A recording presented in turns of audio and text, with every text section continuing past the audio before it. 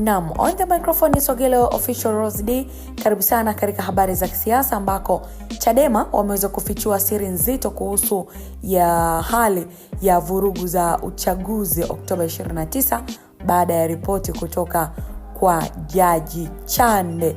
Bado mambo yanaendelea kuibuka kila itopo leo, na leo nitakuhabarisha tu kwamba kamati ama kauli kutoka kwenye kamati kuu imeibua mjadala mpana sana kuhusu hali halisi ya mfumo wa uchaguzi, ikiweka wazi kuwa chanzo kikuu cha migogoro ya kisiasa si kauli mbiu za wanasiasa bali ni kasoro za misingi zilizojikita ndani ya mfumo wenyewe.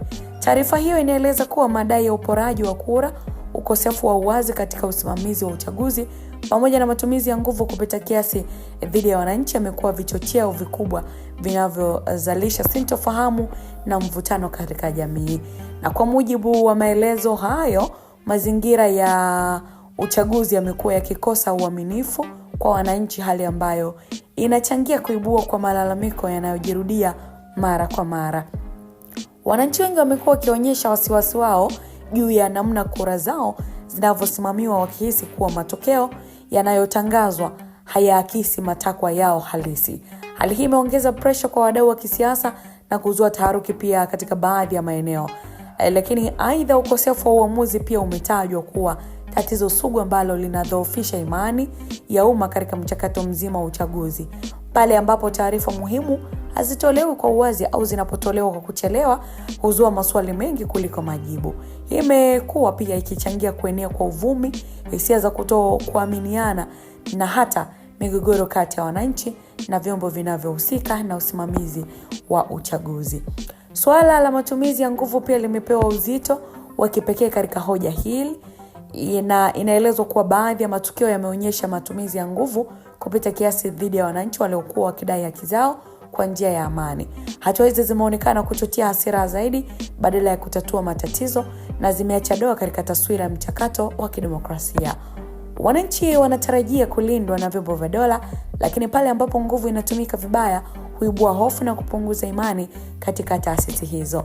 Katika muktadha huu, imebainishwa wazi kuwa kauli mbiu za kisiasa ambazo mara nyingi zimekuwa zikilaumiwa kwa kuchochea migogoro ni matokeo tu ya matatizo yaliyopo tayari ndani ya mfumo. Kauli mbiu hizo zimechukuliwa pia kama njia ya kuwasilisha hisia za wananchi wanaohisi kunyimwa haki zao badala ya kuwa chanzo halisi cha migogoro. Hivyo kuangalia kauli mbiu pekee bila kushughulikia mizizi ya matatizo hakutaleta suluhisho la kudumu.